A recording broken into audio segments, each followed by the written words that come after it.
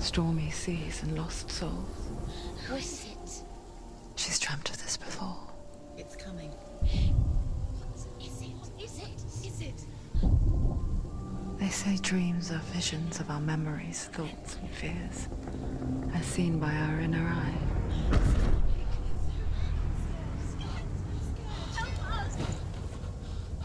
But what if each one of us is always dreaming, even when awake? And we only see what our inner eye creates for us. Is this what hell is? A world shaped by Senua's nightmares. Maybe that's why people fear seeing the world through her eyes. Yes, she's scared. Because if you believe that Senua's reality is twisted, you must accept that yours might be too.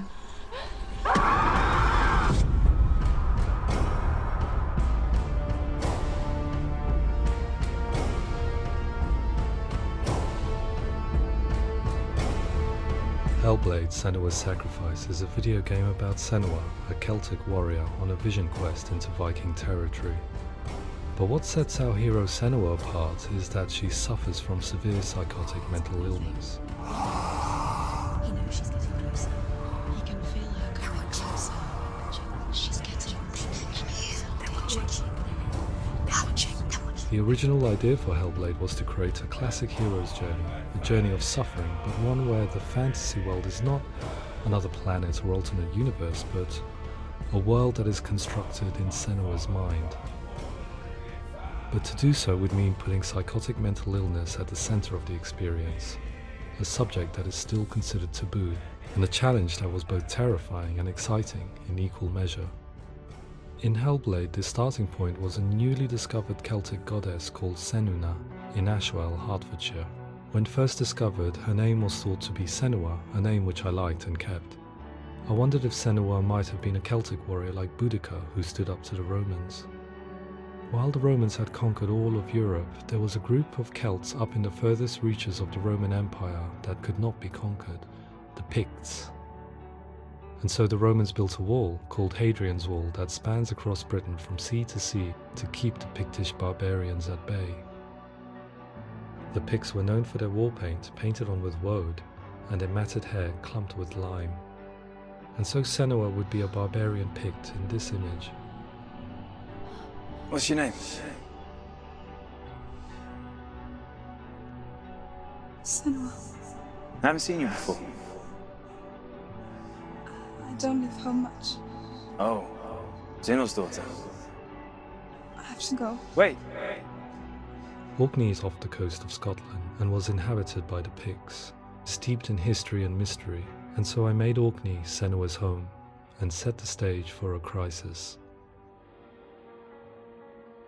In the late 8th century, the first Vikings landed on the Orkney Islands. The population of the Picts crashed thereafter, replaced by the Norsemen of the 9th century. Were they wiped out? We don't know for sure, but it would seem likely given the reputation of the Vikings. The Northmen's brutality is legendary. High-ranking leaders and chieftains of the tribes they conquered were often offered as sacrifice to their gods. The most brutal of these sacrifices was known as the Blood Eagle. I imagine Senua as a young female warrior who returns home from exile to find her partner, Dillion, brutally sacrificed to a Norse god by these hellish warriors from a faraway land. I imagine the horror of this moment and how it would have dragged her deep into mental torment.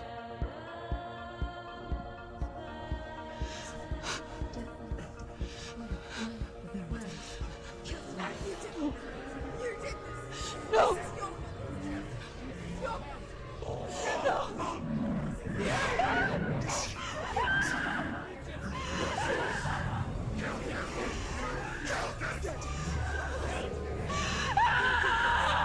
I came to learn that the Celts had a sophisticated and nuanced perspective on the nature of mental disorder. One term they used was gelt. A gelt is a man or woman who has been driven mad by a curse, battle trauma, or grief. The gelt would take to a life in the woods in search of penance, punishment, and purgation. And so Senua became a gelt, cursed by darkness, looking for redemption in the wilds. Another word the Celts used in reference to mental disorders was druth, meaning fool, or Liar. one who utters the words of God. They tell of the mad sinner who flees battle into exile and takes on a beastly nature, growing feathers on his body. The character called Druth in Hellblade is based on a little-known person called Findan, an 8th century Irish Celt who was captured and enslaved by the Vikings, but eventually escaped to Orkney where he became a monk. I will tell you my stories of hell, if I may walk with you. Upon meeting Senua, it would be his stories that fuel her quest deep into their world of gods. The Northmen say the world will come to an end. The sun will grow black, the earth will sink into the sea, the stars will disappear, fire and water will meet, flames will play against the sky, the heavens and earth and all the world will be burned, all the gods will be dead, and the warriors of Valhalla and people everywhere. Senua, prepare yourself for Ragnarok, for it is nigh. So the stage was set for a new adventure, a journey into the Norse underworld called Hell, a vision quest fueled by madness and myth, a fantasy that was created by Senua's own mind, and one that we would experience through her eyes. This is your mission. This is your quest. There is nothing else left. To make a game about a warrior with psychotic mental illness as its central theme was fraught with danger. Mental illness, such as psychosis, is still taboo and rarely acknowledged in a century of cinema, never mind the new medium of games. Where it does feature, it often conflates psychosis and psychopathy associated with a lack of empathy. It is unfortunate that these two words sound so similar that they are used interchangeably in media. I must admit that I didn't have to look very far to discover my own ignorance of the subject. So we reached out to Paul Fletcher, psychiatrist and professor of health neuroscience at University of Cambridge.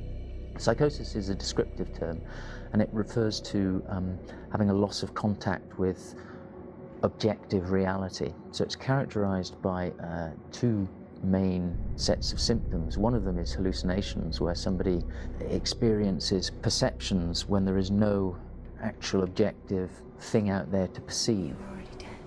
Who are you? And the other is delusions, where somebody comes to very often bizarre, unpleasant, frightening beliefs when there's no good evidence in favor of them. There's no doubt about it. The source of the darkness is in Helheim. And the goddess Hela holds his soul there. We reached out to Welcome, a biomedical research charity that spends billions on research and awareness programs aimed at improving health. Mental health hasn't always been presented in the media in a way that is particularly helpful. It can be challenging to engage people with the subject matter, and there are a lot of preconceived ideas about mental health, and particularly schizophrenia and psychosis. So we hope our support allows the team to continue to collaborate with Paul Fletcher and with those who have experience of psychosis to create a game that provides a fresh perspective on the condition and allows audiences to engage with it in a way that just wouldn't be possible in any other medium. What started out as a brief consultation convinced me that we were only scratching the surface of an immensely deep and interesting subject that could enrich and change the very nature of the game. That's cool. Thanks so much for coming in. Pleasure. Thanks. It's really interesting for me. I'd love to be involved. I think it's fascinating. Absolutely. Our understanding of psychosis is still very much a mystery, and ways of treating it are still primitive compared to physical illness. After all, it is easy to see the pain and suffering caused by physical diseases or physical trauma. It is not so easy to see the mental suffering and trauma of severe mental illness. But what if we could find a way to see it? Games are capable of drawing you in for hours on end, playing the role of a character who is different from you, experiencing their perspective, and actively involving you in a world that functions with a different set of rules. That voice is not a kind. It's that voice calls you to your death. It's an evil voice. If we were to represent Senua's psychosis, we would have to simulate voice hearing, a common attribute. But how can we simulate something we have no first-hand experience of? Professor Charles Fernyhough, a leading expert in voice hearing from Durham University, offered his help. Hearing voices is an experience that is usually associated with severe mental illness, and crucially we know that hearing voices is a part of ordinary life for many people who don't meet the criteria for mental illness. Yeah. Oh, that's not him in real life. We know voices vary according to where they appear in space. Voices can appear far away in the distance, they can appear right there in your ear, they can seem to be coming from inside your head. Based on the information Professor Fernie Ho provided, I put together a sound brief and invited some actors to the studio. We recorded the actors using a binaural microphone, which records the 3D spatial position of sound, replicating the way sound is heard by human ears. It gives you an incredible sense that the person you are listening to is right there beside you. Can't see how she's going.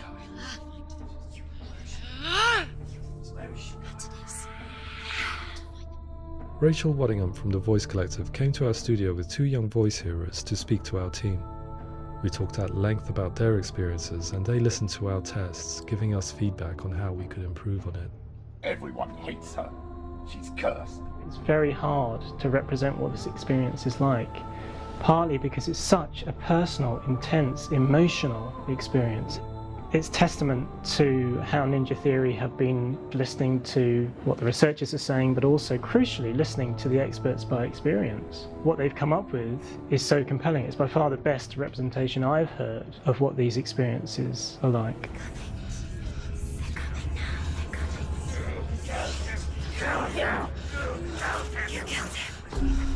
Other common attributes of psychosis are visions and flashbacks.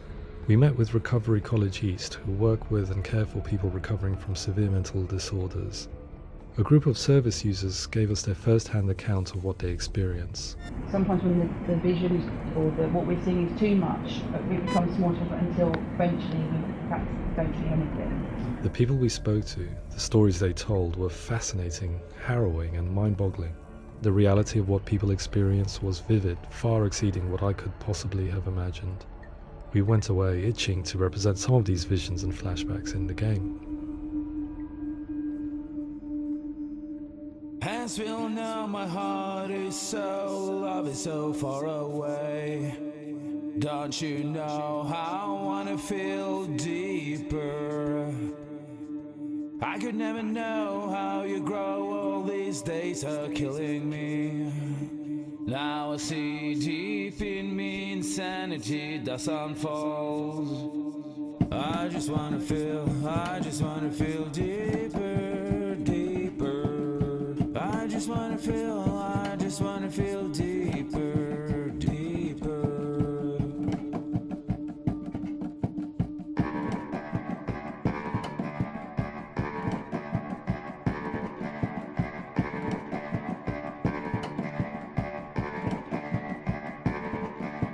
Hands will know my heart is so, love is so far away. Don't you know how I wanna feel deeper? I could never know how you grow, all these days are killing me. Feel like this, read like this, I just wanna live, that's all. I just wanna feel deeper, deeper. I just wanna feel deeper, deeper.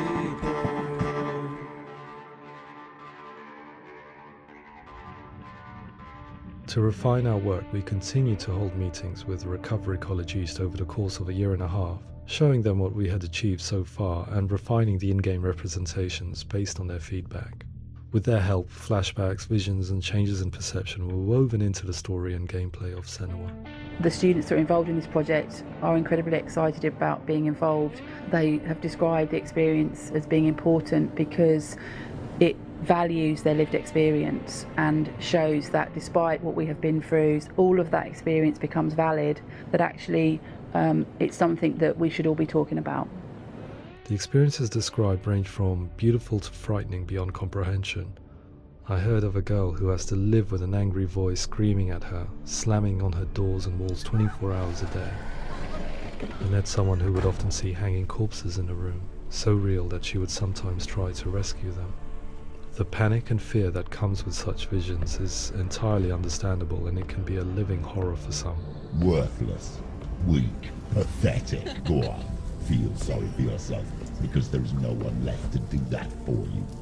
I was urged by one fellow that we should not shy away from showing this horror, and so I was perpetually torn in making Hellblade. Had we gone too far with our representations or not far enough?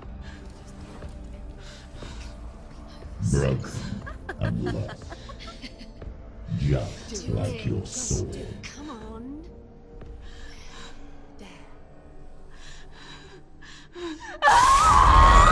In some ways, voice hearing and visions were the low-hanging fruit, so to speak.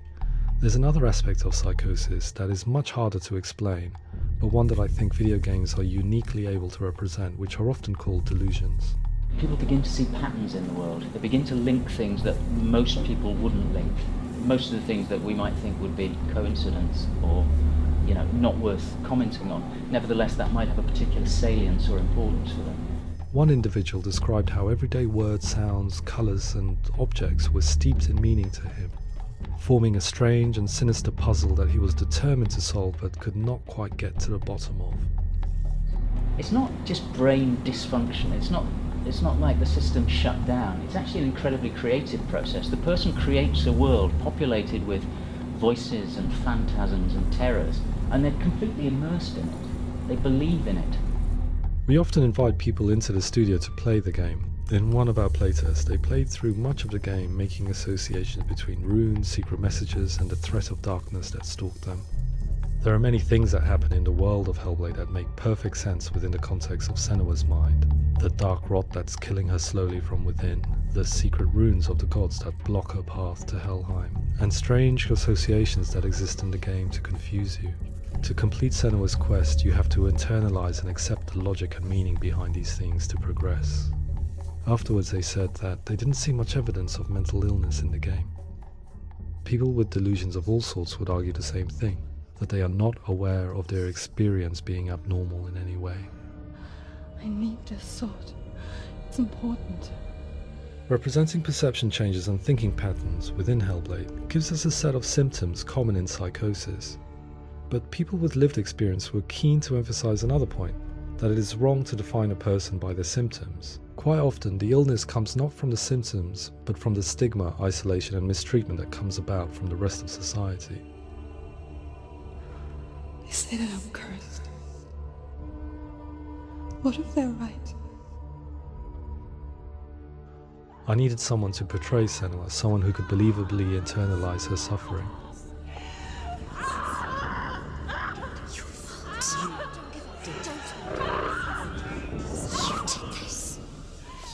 Melina Jurgens, our video editor, had been a stand-in for Senua over a few months while we perfected our motion capture techniques. Without realizing it, she had already auditioned for the role, and I knew her well enough to know that I didn't have to teach her to act, but to relive her own internal pain. As often is the case, those who have suffered mental anguish are never far from us.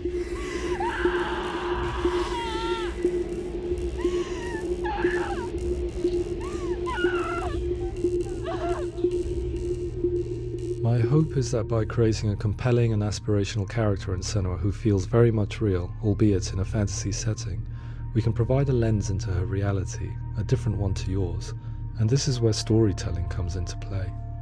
I imagined her life based on common threads in real people's lives. She was always prone to psychosis as a child.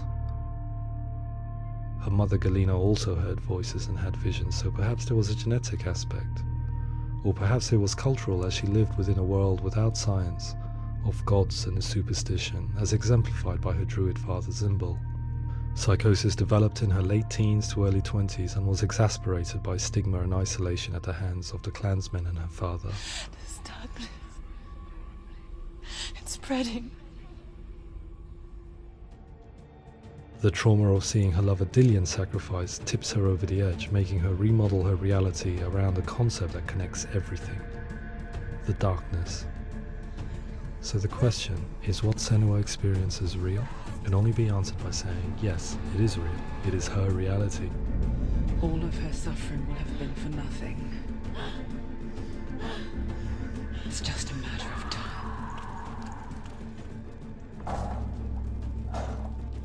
Towards the end of the project, service users and professionals that had collaborated with us were invited to see the near-final game. It was a chance to see if the game had reflected their views or if it had misrepresented them. For me, being involved in especially developing Senua's character has been really important, and being able to bring in my perspective and what I see and what I hear and having that built into the game has been a real privilege. It's gritty and it's meaty, and there are some tough subjects in there that are being tackled with honesty.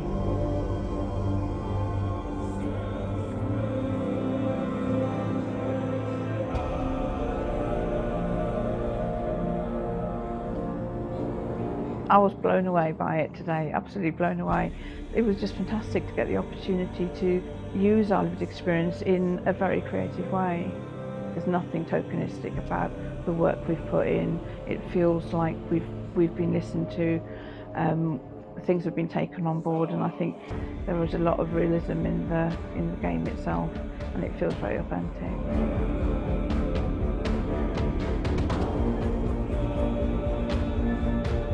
Hellblade will give people a good experience of what it's like to hear voices and have those experiences. I'm glad that the guys at Ninja Theory have asked us to come along and help them build an experience that's positive when it comes out, and get myself a copy and have a go.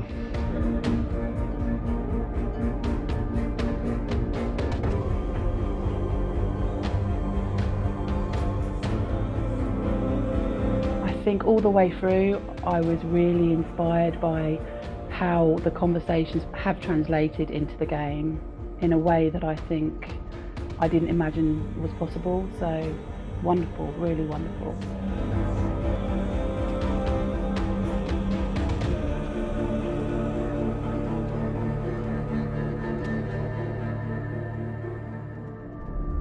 I really hope that others will follow the lead they've set and use the power of something like a video game to change people's perceptions, to increase understanding, and ultimately to make some of the stigma around voice hearing and other experiences go away.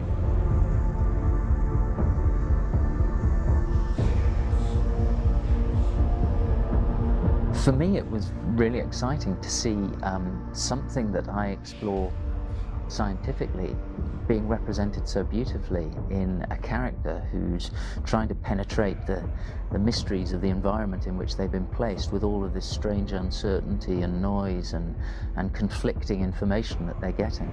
I'm very excited by this way of trying to represent mental illness, because I think it actually might be offering us insights that we wouldn't get from pure scientific explorations, and actually giving us quite an empathic view of what it might be like.